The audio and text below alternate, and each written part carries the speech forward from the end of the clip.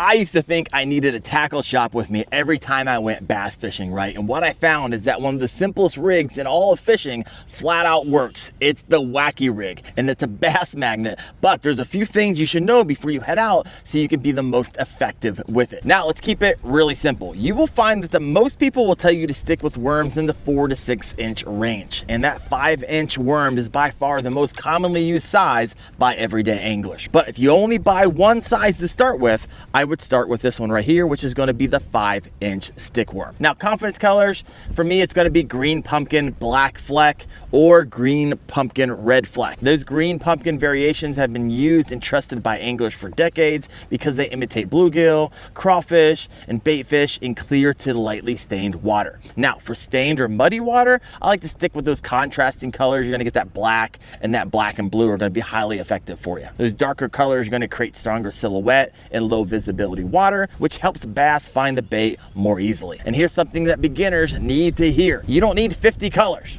right? In most situations, location and presentation matter far more than a small color difference. So first off, find the fish and then worry about the color next. Woo, it is getting windy.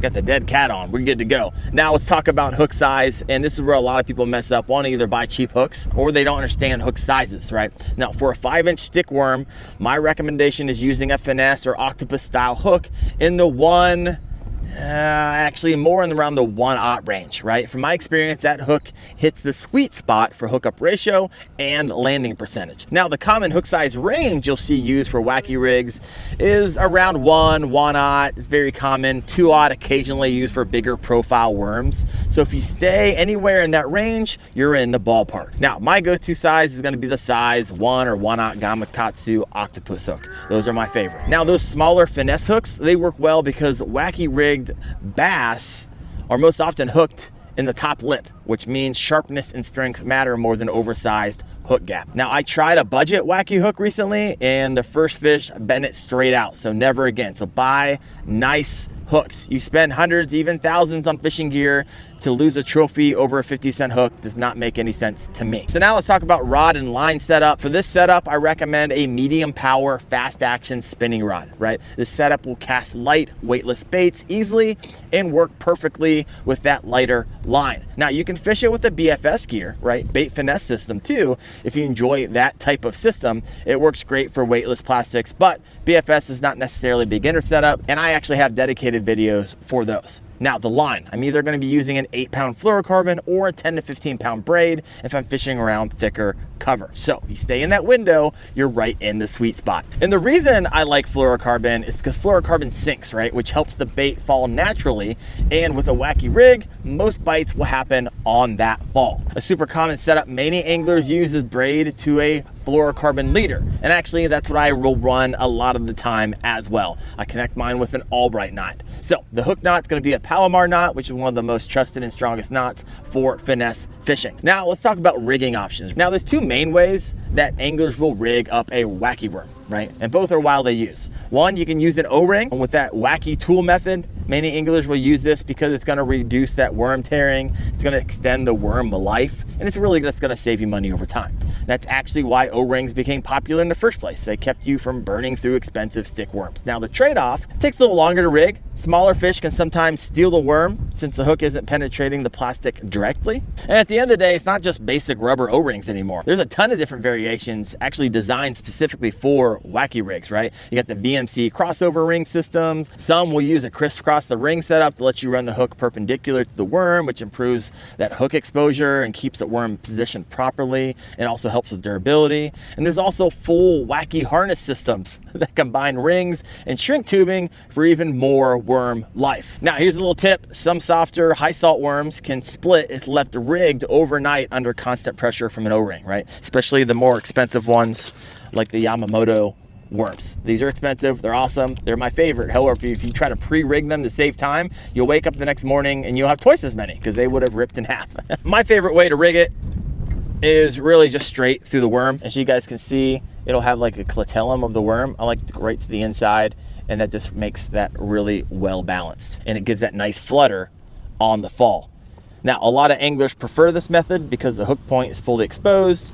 You often get excellent hook penetration, and many anglers feel that it improves hookup percentage on bigger fish. Now, the downside is you're gonna go through worms a whole lot faster. So every time you throw this out, you're gonna like basically take this out, and a lot of times, if you notice that you got a big hole there, you're gonna re-rig it around the same area into some more plastic. So check that worm every 5 to 10 casts and rehook if needed. So now let's talk about worms, because not all stick worms are created equal, right? You got your Yamamoto Senkos right here. These are gonna have a very high salt content. And because of that, they're going to have a faster fall and a really strong shimmy. However, they're gonna be less durable and are roughly 70 to 90 cents per worm, depending on the pack size. But Senkos are famous for their heavy salt content. That extra density helps the bait fall faster, gives it that signature shimmy on the way down. And since most Wacky rig bites happen on the fall, that faster drop can trigger a lot of reaction bites. If I'm fishing for money, you guarantee I'm going to be fishing with the Yamamoto Senko. Now, the trade-off is that softer high salt plastic tears easily, so you'll go through worms faster, and trust me, it can add up. So you might want to put a harness on these guys. Now, the Dingers use a slightly firmer plastic with less salt, which makes them last longer, and they cost way less per fish caught. Now, because they're less dense, they fall slower, and in some situations, like fishing shallow water over grass, that slower fall can actually be an advantage for you. So I usually have both kinds in my kayak, but if I'm fishing for money, I usually exclusively use the Yamamoto Senkos, as there is a noticeable difference in catch rate. Now let's talk about where to throw this thing. Now, the Wacky rig shines anywhere bass can hide and ambush prey. So you're gonna look for the target areas like docks. One of the best places to throw a weightless Wacky rig is under a dock. You skip it under the dock, and that slow fall under the shade is incredibly natural and deadly on pressured fish. So you can skip it under there to increase your chances. Next, grass edges and weed pockets.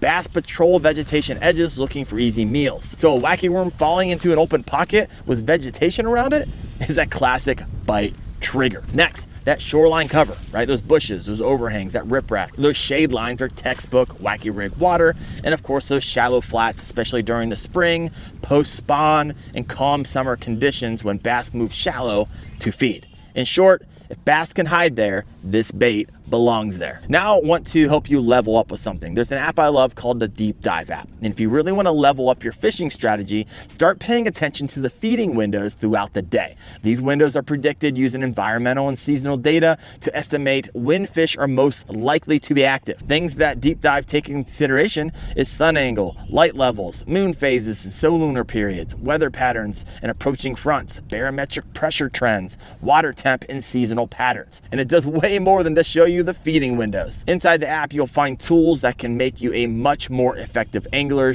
a bait selector tool, wind prediction tools, wave impact forecast, water clarity data, and on some lakes, you're even gonna get suggested high percentage areas and tournament patterns. I will throw the link in the description below and pin it as the first comment. Now, let's talk about presentation and technique of the Wacky worm. Most of the time, the Wacky rig is fished weightless, right? That classic weightless fall is what gives that bait its natural shimmy. So you basically cast it out, let it sink on slack line, and that slack line fall is important because it lets the worm flutter naturally. And with the Wacky rig, most bites, like I said, are gonna happen on that fall. Now, as a general guideline, let it sink 3 to 8 seconds, depending on the depth of the water, and then work that bait with the simple cadence. Twitch, twitch, pause, twitch, twitch, pause, and then work that twitch, twitch, pause up to about 5 times. And then if you don't catch anything, reel that in and fire it at a new target, right? Here's the deal. If a bass hasn't eaten it after several twitches, your odds start dropping fast. You're usually way better off putting that bait in front of a new fish than babysitting the same cast all the way back to you. Yes, everyone has the story about that one that ate it at the boat or at the bank. It happens, I believe you, but overall, covering water catches more fish than overworking one cast with this Wacky rig. I've thrown this lure tens of thousands of times. Reel it in after 5 pauses and target a new area to increase your chances. Now, a couple tips. Watch your line.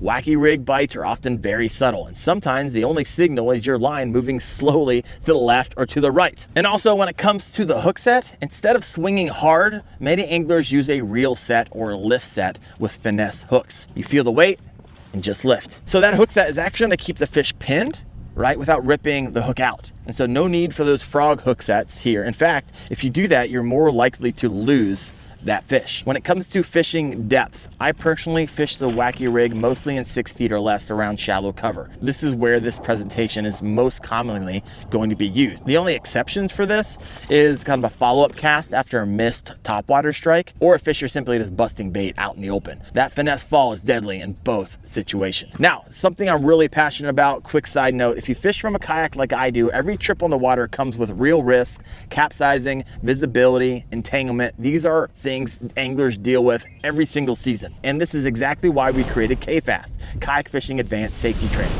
an online kayak fishing safety course designed to help you stay safe, stay confident, and fish longer and smarter. So head over to kfast.co and earn your certificate today. So now let's wrap up the Wacky rig. This thing simply just gets bit. A few buddies of mine went down to Southern Ohio in our kayaks, and the 3 of us caught over 300 bass in 4 days. So many we just ended up stop counting. Everything from 1-pounders to 6-pounders, right? And 99% of them were on the Wacky worm. And my brother, who fishes maybe 10 times a year, just wrecked a 6-pounder, right? A 21.75 incher on a Yum Dinger, green pumpkin, red fleck. This guy right here. So at the end of the day, if my brother can catch a donkey with a Wacky worm, fishing only 10 times a year, imagine what you can do once you dial this in. So grab some Senkos, rig them Wacky, and go get yours. Now, if you want to learn more about some beginner baits, I got you. Check out my Texas rig video right there and my chatterbait video right there. Thanks for watching, guys. See you out there on the water.